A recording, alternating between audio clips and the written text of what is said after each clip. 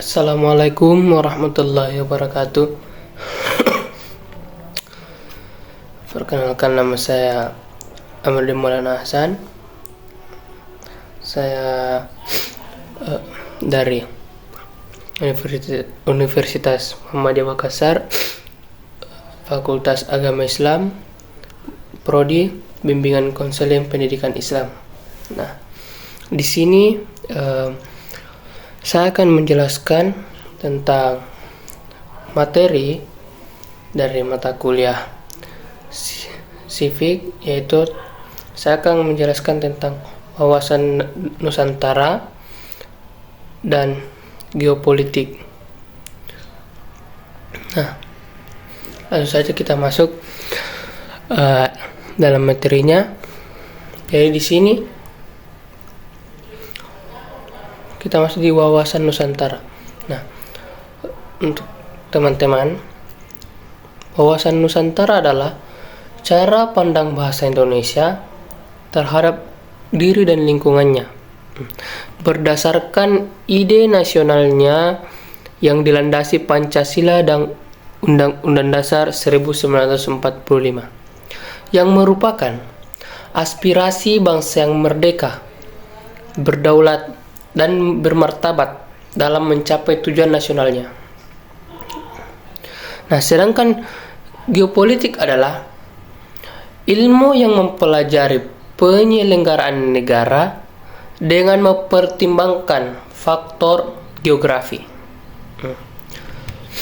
Kita masuk di hubungan wawasan Nusantara dan geopolitik. Nah, apa sih hubungannya? Langsung saja kita bahas. Nah, wawasan Nusantara ini merupakan implementasi dari konsep geopolitik Indonesia. Nah, wawasan Nusantara sebagai geopolitik Indonesia adalah cara pandang bahasa Indonesia.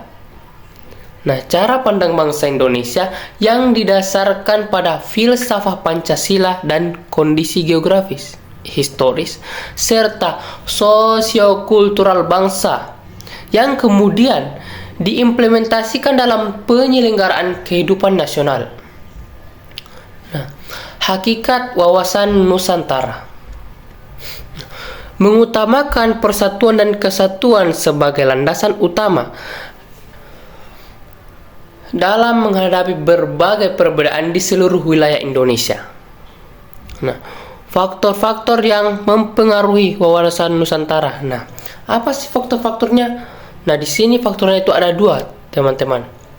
Yang pertama yaitu asas kepulauan Indonesia, konsep tentang wilayah lautan dan karakteristik wilayah Nusantara. Yang kedua, geopolitik dan geostrategi. Nah, itu faktor-faktor yang mempengaruhi wawasan Nusantara. Dan adapun tujuan dari wawasan Nusantara adalah tujuan nasional wawasan Nusantara adalah untuk melindungi segenap bangsa Indonesia dan seluruh tumpah darah Indonesia, untuk mewujudkan kesejahteraan umum, mencerdaskan kehidupan bangsa, dan ikut melaksanakan ketertiban dunia yang berdasarkan kemerdekaan, perdamaian abadi, dan keadilan sosial. Tujuan wawasan Nusantara ini sudah tercantum dalam Undang-Undang Dasar, teman-teman. Nah, di sini membangun kesadaran nasional yang kuat dan rasa persatuan yang tinggi. Lanjut, kita masuk di fungsi wawasan Nusantara.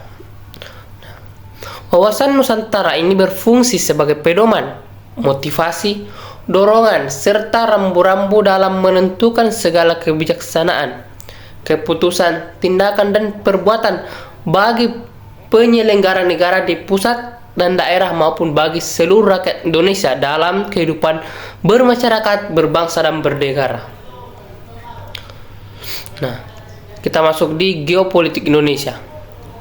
Geopolitik adalah studi tentang pengaruh faktor geografis terhadap politik, hubungan internasional, dan kebijakan suatu negara. Nah, dalam konteks Indonesia, Geopolitik mencakup bagaimana negara ini memanfaatkan letak strategisnya sebagai negara kepulauan untuk menjaga keamanan, demokrasi, dan kedaulatan. Kita lanjut, teman-teman. Nah, kita masuk ke dalam aspek-aspek wawasan Nusantara.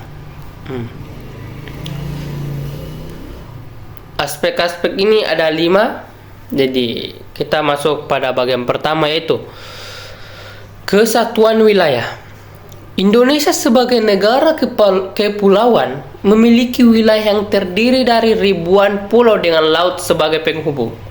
Wawasan Nusantara menekankan pentingnya menjaga keutuhan wilayah ini sebagai satu kesatuan. Kita masuk yang kedua, kesatuan politik. Nah, mengutamakan kepentingan nasional di atas kepentingan pribadi, golongan, atau daerah. Hal ini berarti bahwa setiap kebijakan dan tindakan haruslah berorientasi pada persatuan dan kesatuan bangsa. Kita masuk pada bagian ketiga, yaitu kesatuan ekonomi. Sumber daya alam dan potensi ekonomi seluruh wilayah Indonesia adalah milik bersama bangsa. Nah, milik bersama bangsa, teman-teman. Dan pemanfaatannya harus ditujukan untuk kemakmuran seluruh rakyat Indonesia secara adil dan merata.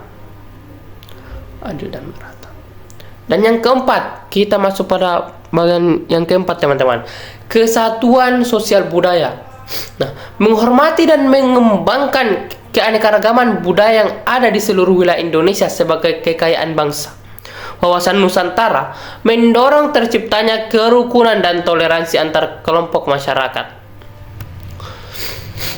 Dan yang kelima, kesatuan pertahanan dan keamanan. Setiap warga negara memiliki hak dan kewajiban yang sama dalam menjaga pertahanan dan keamanan negara.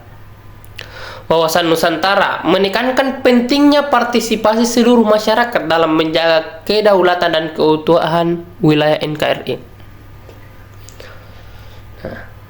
Itulah aspek-aspek wawasan Nusantara, teman-teman, yang ada di Indonesia. Itu ada 5 bagian. Terus kita lanjut pada bagian implementasi wawasan Nusantara. Implementasi wawasan Nusantara ini mencakup berbagai bidang kehidupan. Nah, seperti pendidikan. Nah, menanamkan nilai-nilai kebangsaan dan cinta tanah air kepada generasi muda melalui kurikulum pendidikan yang relevan. Yang kedua, politik. Mendasarkan setiap kebijakan politik pada kepentingan nasional dan menjaga stabilitas politik dalam negeri. Yang ketiga, ekonomi. Mengembangkan ekonomi yang berkeadilan dan berkelanjutan dengan memanfaatkan potensi sumber daya alam secara bijaksana. Yang keempat, sosial budaya.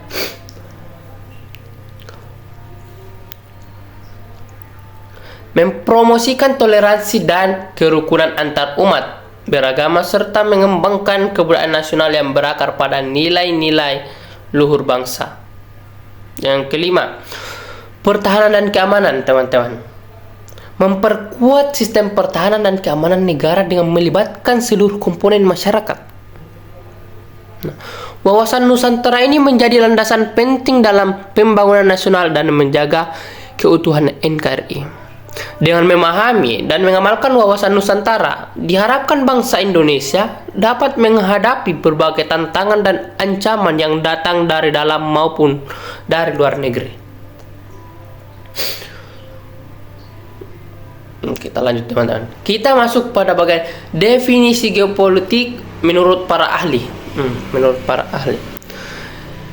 Di sini kita masuk pada menurut dari Friedrich Russell, geopolitik itu adalah ilmu politik yang mempelajari pengaruh unsur geografis terhadap kekuatan dan kebijakan suatu negara.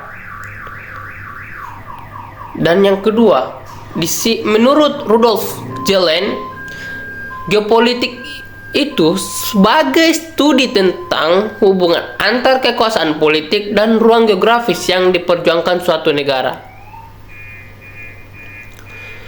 Nah, kita lanjut teman-teman. Itulah tadi dua tokoh para ahli. Nah, kita masuk di wawasan Nusantara sebagai konsep geopolitik Indonesia. Nah, wawasan Nusantara merupakan konsep geopolitik Indonesia yang menegaskan bahwa negara ini adalah bangsa maritim dengan ribuan pulau dan garis pantai panjang yang harus dipertahankan sebagai satu kesatuan. Nah, adapun tantangan geopolitik Indonesia. Nah, tantangannya yaitu persaingan kekuatan besar seperti Amerika Serikat dan Cina. Wow. Yang kedua, ancaman terorisme. Yang ketiga, perubahan iklim. Dan yang keempat teman-teman, isu keamanan maritim. Nah,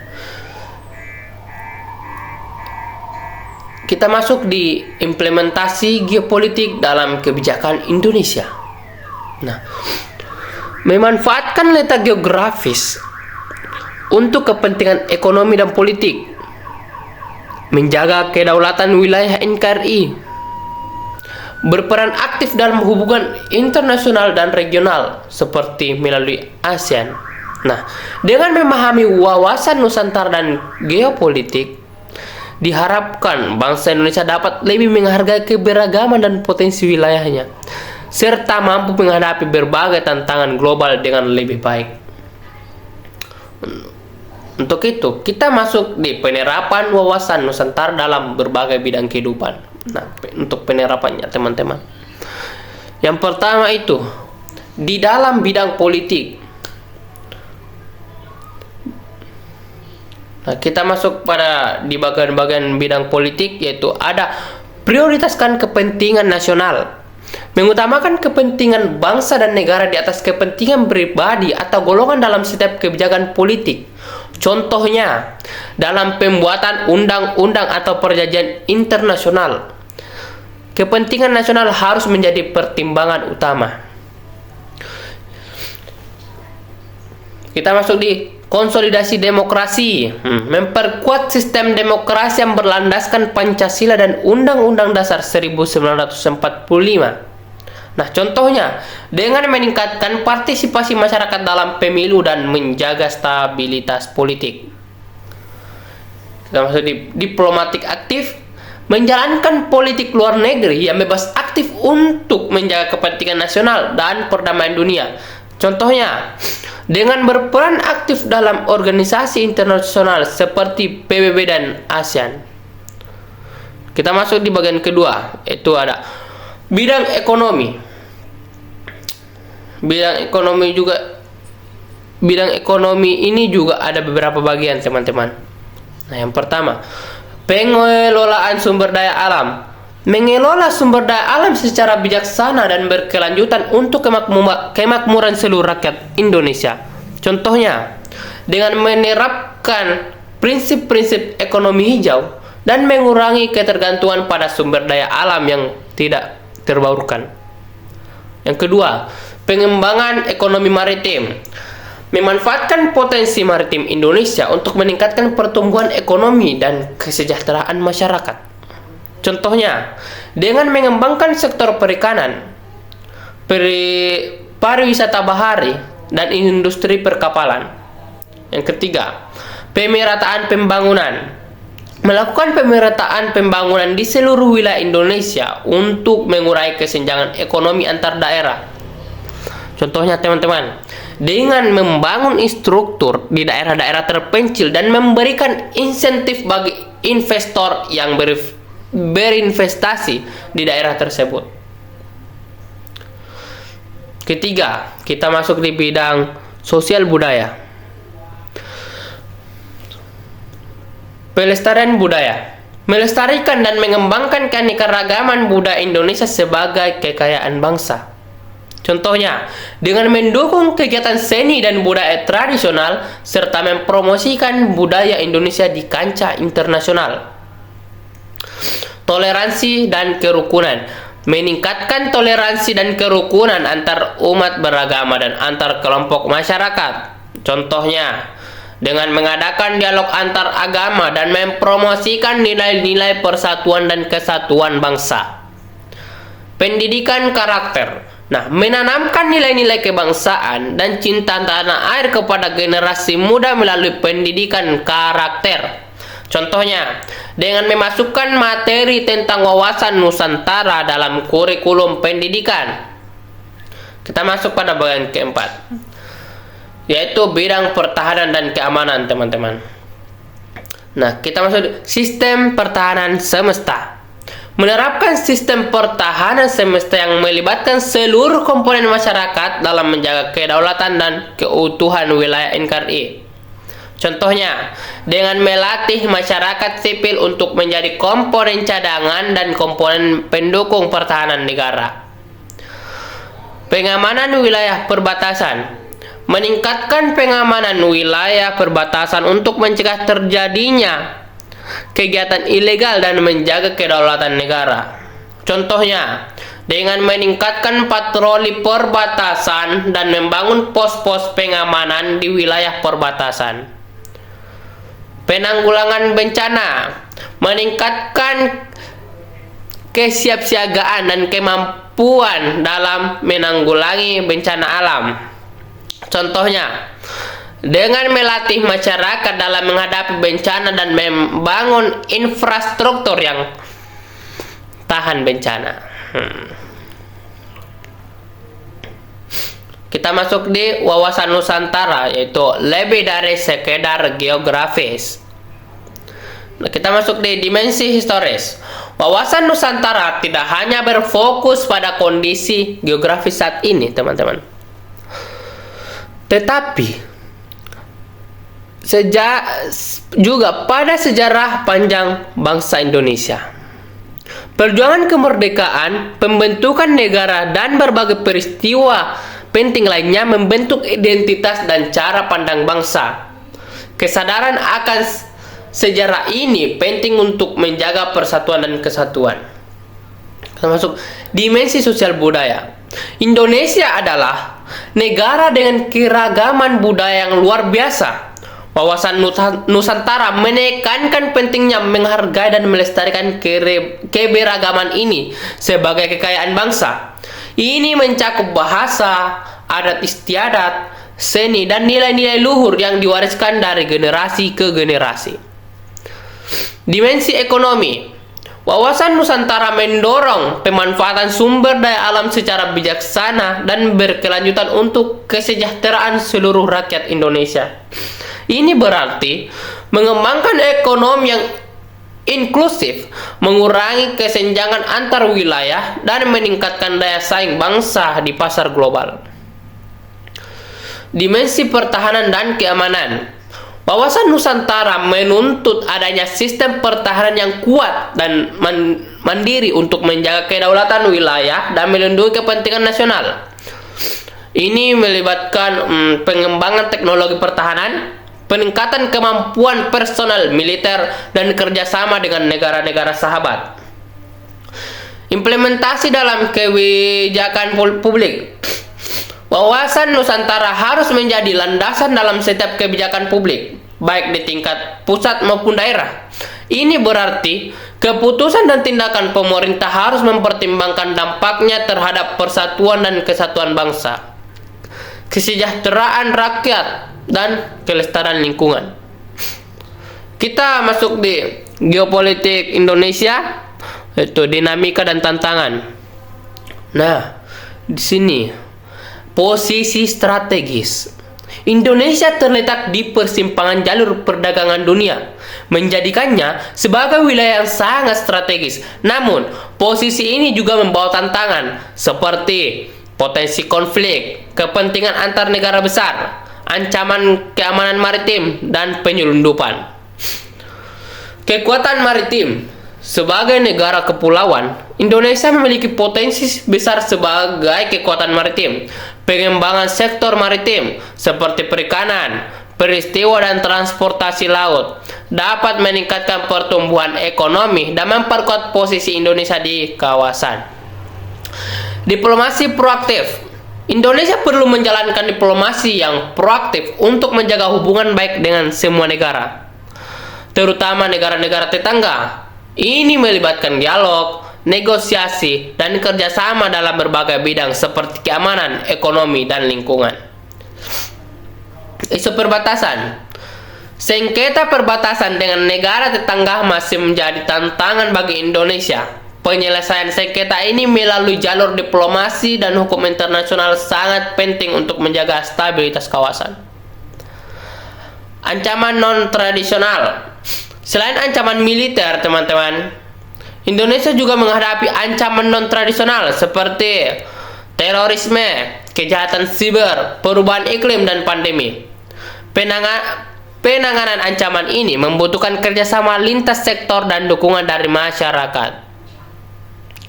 Integrasi wawasan Nusantara dan geopolitik. Wawasan Nusantara dan geopolitik adalah dua konsep yang saling terkait dan saling memperkuat.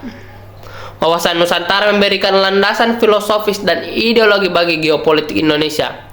Sementara geopolitik memberikan arah strategis dalam pengelolaan wilayah dan hubungan internasional. Dengan memahami dan mengimplementasikan kedua konsep ini secara komprehensif, Indonesia dapat menjadi negara yang kuat, maju, dan disegani di dunia. Dan kita masuk pada bagian yang terakhir, teman-teman. Tokoh-tokoh yang berperan dalam pengembangan konsep wawasan Nusantara dan geopolitik di Indonesia. Yang pertama, ada Insinyur Haji Juanda Kartawijaya.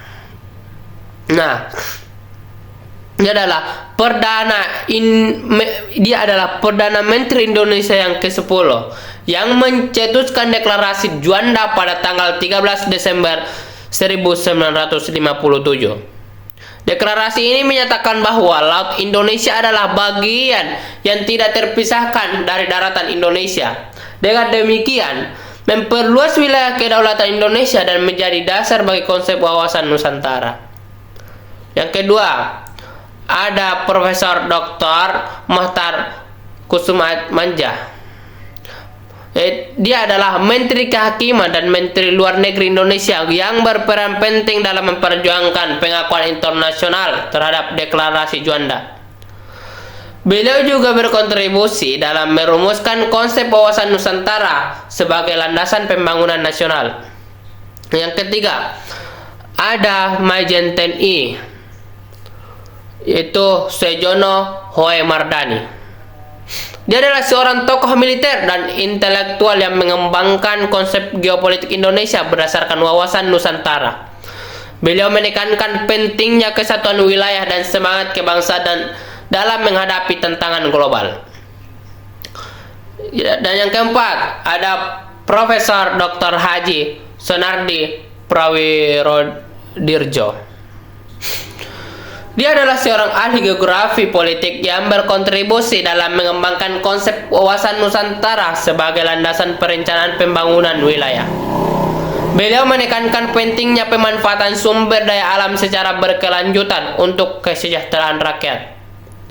Dan yang terakhir, yang kelima, ada Laksamana TNI Purna Dr. Ade Supandi. Nah, dia adalah Kepala Staf Angkatan Laut yang menekankan pentingnya pembangunan kekuatan maritim Indonesia berdasarkan wawasan Nusantara. Beliau ini mendorong modernisasi alutsista dan peningkatan kemampuan personel TNI Angkatan Laut untuk menjaga kedaulatan wilayah laut Indonesia. Nah, selain tokoh-tokoh tersebut, banyak lagi tokoh lain dari berbagai bidang yang telah memberikan kontribusi dalam pengembangan dan implementasi wawasan Nusantara dan geopolitik Indonesia. Mereka adalah para pemikir, pemimpin, ilmuwan, dan praktisi yang memiliki visi untuk mewujudkan Indonesia sebagai negara yang kuat, bersatu, dan sejahtera. Nah, teman-teman, kita sudah sampai di penghujung. Itulah tadi sedikit pemaparan tentang wawasan Nusantara dan geopolitik di Indonesia. Semoga pemaparan tadi kita dapat menangkap sedikit materi tadi. Jadi begitu, saya kira untuk sekian dari saya. Billahi fi sabilil haq fastabiqul khairat. Wassalamualaikum warahmatullahi wabarakatuh.